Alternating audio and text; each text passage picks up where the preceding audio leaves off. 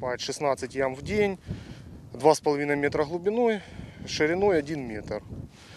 Ну, это такие вот у нас анатомические нормы. Мы смотрим то, как стремительно развивается эта ситуация у нас в Украине.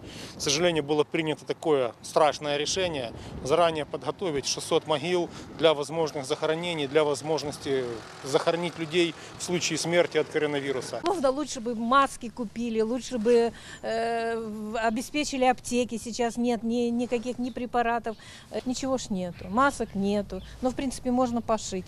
Но рыть могилы, вы знаете, это такое, это конечно, ужасно. Ну не копают могилы наперед.